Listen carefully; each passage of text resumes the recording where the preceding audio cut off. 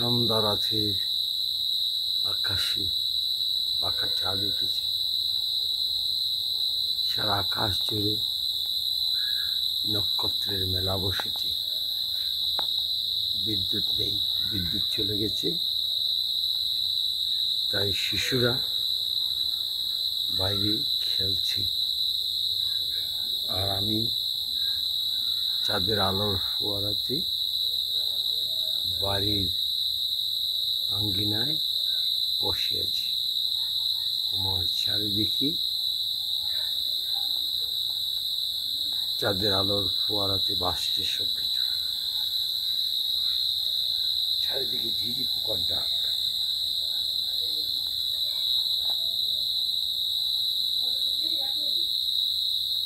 আমি এখানে আছি অপূর্ব সুন্দর মায়াময়িক চাঁদনি রাত এসেছে দক্ষিণ এশিয়ার এই বাংলাদেশে, উত্তর পূর্ব খুনি, যার নাম সিলেট। সুপ্রাচীন নিতেশ্বর গ্রামে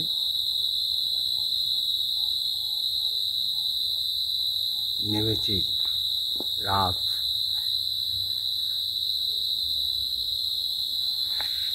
নক্ষত্রখচিত রাতের আকাশ, অগণিত নক্ষত্র দেখা যাচ্ছে। মহাবিশ্বের একটি ক্ষুদ্র অংশকে, মানে আমাদের মিল্কি ওয়ের একটি ক্ষুদ্র অংশকে আমি পর্যবেক্ষণ করছি গাছের ফাঁক দিয়ে। আর এই যে পাকা চাঁদ, আর ওইদিকে নক্ষত্রখচিত আকাশ। আজ থেকে 20-22 বছর আগে আমি এই উঠানে এই বাড়ির আঙ্গিনাতে বসে, চেয়ারে বসে অথবা মাদুরে বসে অথবা শুয়ে শুয়ে আমি মহাবিশ্ব পর্যবেক্ষণ করতাম। মহাবিশ্ব না, মানে নক্ষত্রখচিত আকাশ দেখতাম আর মহাবিশ্ব নিয়ে চিন্তা করতাম। কত সুবিশাল আমাদের মহাবিশ্ব, মুক্ত অনন্ত অসীম শূন্যতার মাঝে আমাদের মহাবিশ্বের 10,000 কোটি গ্যালাক্সি উড়ে চলেছে। একটা মানে চিন্তার বিষয় যে মহাবিশ্ব সম্প্রসারিত হচ্ছে আকাশে।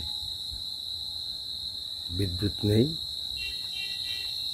এইদিকে আবার বিদ্যুৎ দেখা যাচ্ছে। আমাদের সাইডে বিদ্যুৎ নেই, আবার এইদিকে বিদ্যুৎ দেখা যাচ্ছে। আকাশে বিদ্যুৎ চমকাচ্ছে, চারিদিকে ঝিঝি পোকার ডাক। দূর থেকে ভেসে আসছে শারদীয় উৎসবের গান। সম্ভবত এটা ভুজবল হবে, পশ্চিমের গ্রাম। সন্ধ্যা রাত থেকে মধ্যরাত পর্যন্ত আমি এই বাড়ির আঙ্গিনায় বসে থাকতাম। বিদ্যুৎ চলে এসেছে। বাবা ঘরে দেখি কি করেন।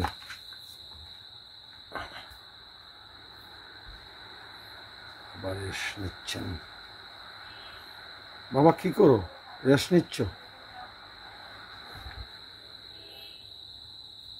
আমিও কিছু সময়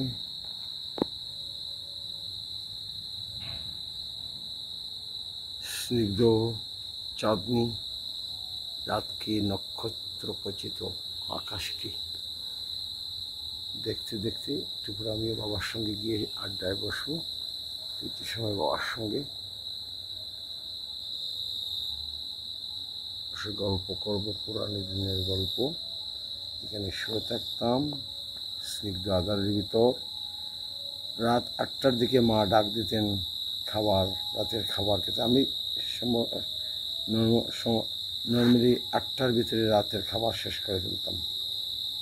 আজকে 30 সেপ্টেম্বর 2025, মঙ্গলবার, নিতেশ্বর ভিলেজ, মৌলভীবাজার ডিস্ট্রিক্ট।